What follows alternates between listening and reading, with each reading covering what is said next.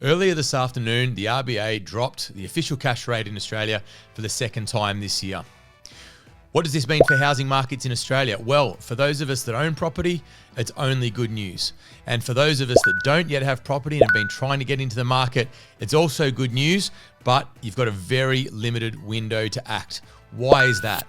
Well, because borrowing capacities will increase as a result of this latest rate cut.